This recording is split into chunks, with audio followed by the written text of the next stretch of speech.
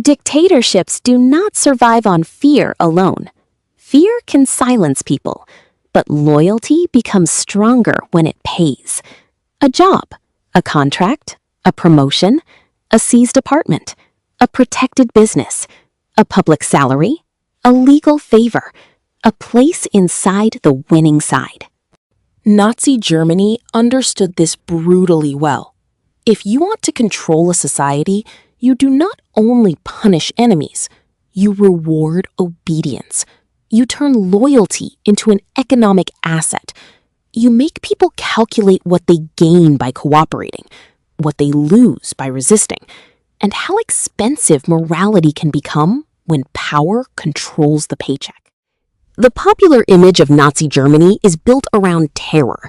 The uniforms, the rallies, the secret police, the camps, the violence, the propaganda, the war machine.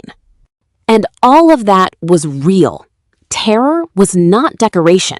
It was central. But terror alone does not explain how a modern society, with courts, ministries, businesses, universities, banks, police departments, unions, newspapers, churches, and ordinary households, was pulled into the machinery of dictatorship so quickly. Fear tells people what not to do. Money tells people what to do. Jobs, contracts, seized property, promotions, welfare, legal protection, and business opportunity can turn obedience into rational self-interest. That is the dark genius of a loyalty economy. A loyalty economy is not simply corruption. Corruption is usually hidden because people still know the official rules. A loyalty economy is deeper. It changes the rules themselves. It teaches people that advancement depends on political alignment. It tells businesses that contracts flow toward cooperation. It tells civil servants that career survival depends on ideological reliability. It tells ordinary citizens that belonging to the favored group can mean work, security, status, and access, while being outside it means exclusion, fear, confiscation, or worse. The Nazi economy did not only punish enemies, it taught ordinary people that loyalty could pay. To understand why this worked, you have to begin with the wreckage of Weimar Germany. After World War I, Germany was humiliated, indebted, politically unstable, and socially fractured. The Treaty of Versailles imposed reparations and territorial losses. The early republic faced street violence, attempted coups, assassinations, and deep ideological conflict. Then came hyperinflation in 1923, when money collapsed so badly that wages could lose value between morning and evening. People carried cash in baskets, not because they were rich, but because the currency had become almost absurd. Nothing says stable civilization like needing a wheelbarrow to buy bread. Germany stabilized somewhat in the mid-1920s, but the Great Depression shattered that fragile recovery. After 1929, foreign lending dried up, banks struggled, businesses failed, unemployment soared, and millions lost faith in the democratic system. By the early 1930s, economic desperation made political extremism look less like madness and more like an answer. The Nazis offered scapegoats, order, national revival, jobs, and belonging. It was a lie wrapped in economic desperation, and desperation is one of history's most reliable recruiters. When Hitler became chancellor on January 30th, 1933, the Nazis moved quickly. They did not wait politely for democracy to recover. The Reichstag fire in February gave them the emergency justification to suspend civil liberties. The Enabling Act in March gave Hitler's cabinet the power to pass laws without parliament. Political opponents were arrested. Communist and social democratic organizations were crushed. Within months, Germany moved from troubled democracy to dictatorship. But the consolidation was not only police and decrees, it was also payrolls, promotions, contracts, and career incentives. In April 1933, the law for the restoration of the professional civil service allowed the regime to remove Jews and political opponents from public employment. This was economic violence. Jobs disappeared for enemies. Positions opened for the reliable. Civil servants, judges, professors, teachers, lawyers, doctors, and administrators learned that professional survival now had political conditions. The state became a loyalty filter. Advancement belonged to the aligned. Risk belonged to the suspect. Silence became safer than principle. This is how dictatorship spreads through ordinary institutions, not only through dramatic arrests, but through daily calculations at desks, offices, schools, ministries, and courts. Then came the police state. The Gestapo began in 1933 as Prussia's secret state police under Hermann Göring. Over the next few years, it was absorbed into the expanding security empire of Heinrich Himmler and the SS. By 1936, Himmler controlled German police nationally. The Gestapo became a central instrument of surveillance, intimidation, detention, and political terror. But your question matters. How did they pay the Gestapo? Was that money legal? The answer is one of the most important lessons of the entire story. The Gestapo was not funded like a rogue gang. It became part of the state's police architecture. Salaries, offices, files, vehicles, prisons, and informant networks were supported through state budgets, decrees, and the legal authority of a captured regime. Under Nazi law, much of this machinery was made legal because the regime rewrote legality around its own power. That is the point. Legality is not the same as legitimacy. When a movement captures the courts, ministries, police, and lawmaking process, it can make repression legal by writing the rules itself. The Gestapo was not outside the state. It was what happened when the state became loyal to the party instead of the law. A dictatorship does not always need to break every law if it can remake the law. Many terrible things in history were made legal first. The Nazis understood that fear needed to be paired with employment. By 1933, unemployment was one of Germany's deepest wounds. The regime moved through public works, rearmament, conscription, and statistical manipulation to create the appearance and reality of recovery.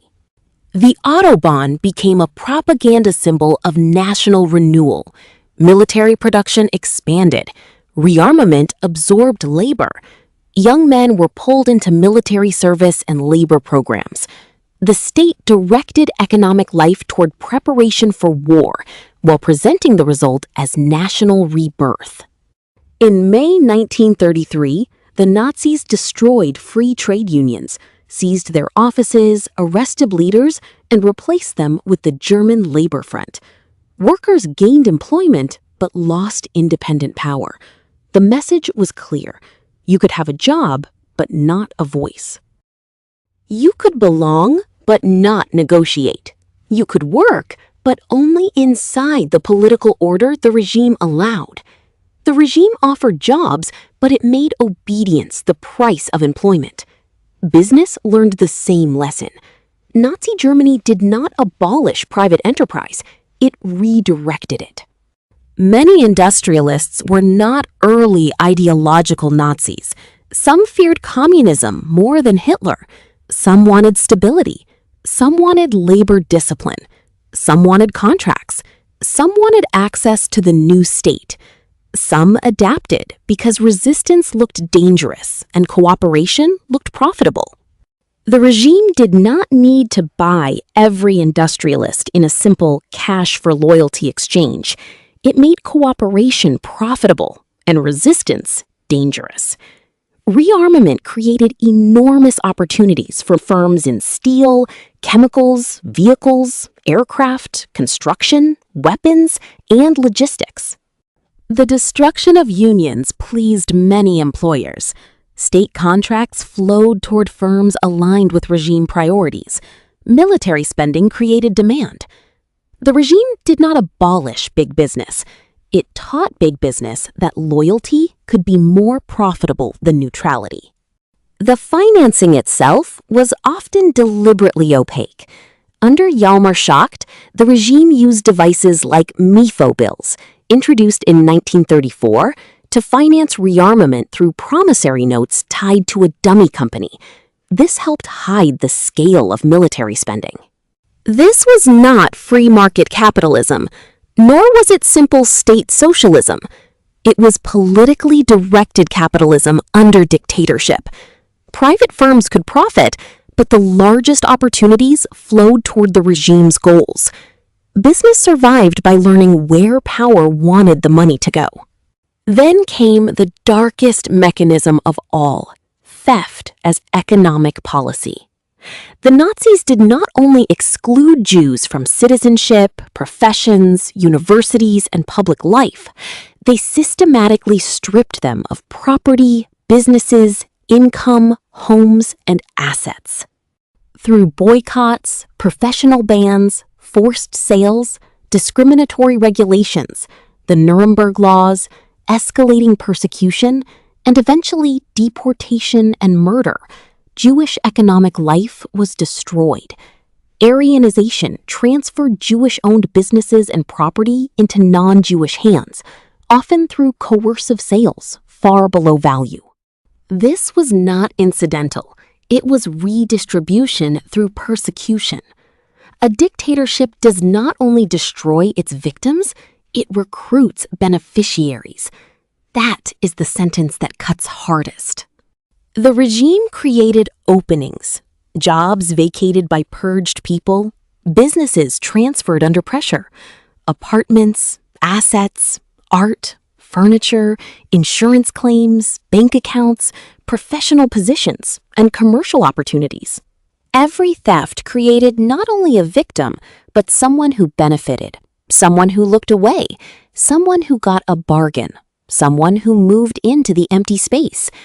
This is one reason loyalty economies become so morally poisonous. They turn crime into opportunity. They make ordinary people materially invested in not asking too many questions. Welfare was also politicized.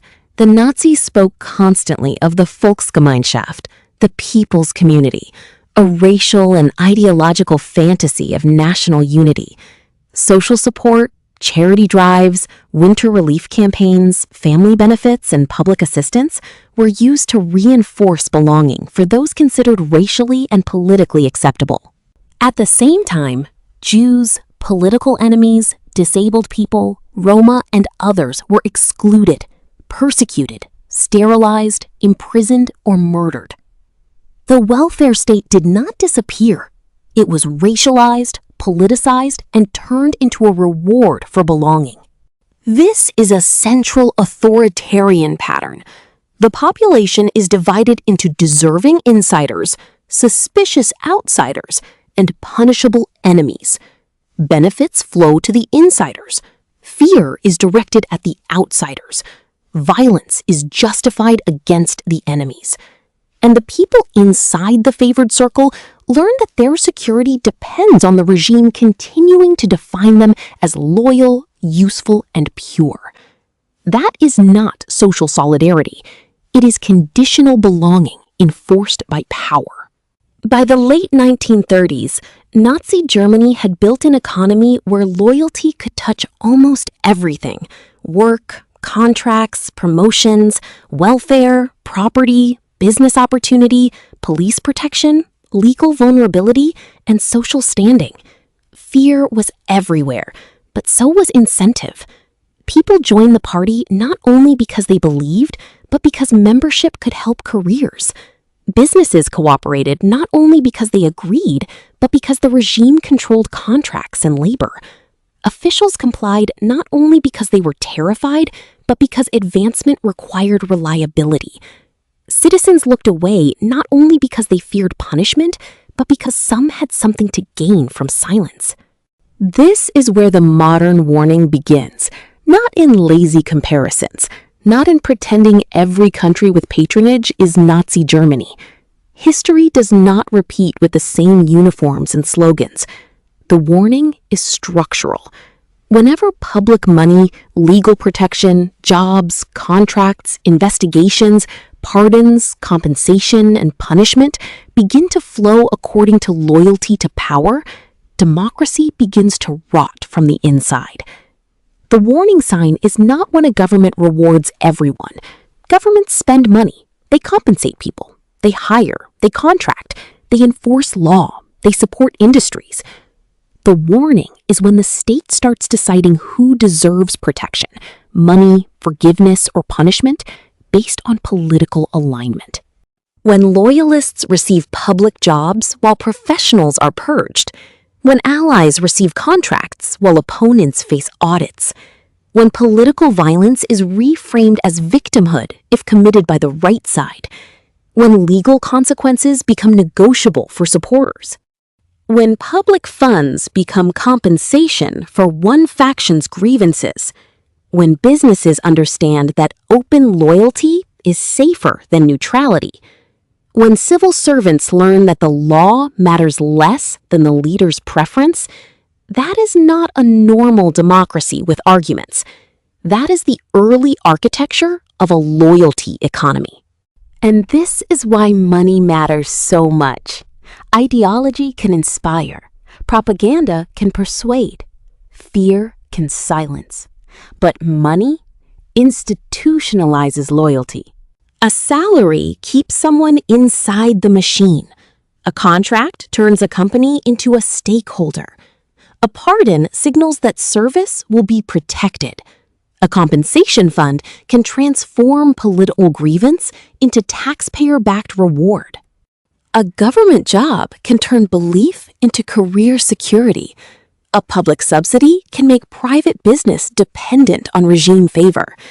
A selective investigation can teach everyone else where the line is. Once material life depends on political obedience, freedom becomes expensive. A loyalty economy works because it makes morality costly and obedience profitable. The Nazi case is extreme because it ended in total war and genocide. Nothing should flatten that history into a cheap analogy. But precisely because it is extreme, it reveals the mechanics with terrifying clarity. The regime used fear, yes, but it also used opportunity. It used jobs. It used stolen property. It used contracts. It used public money. It used legal privilege.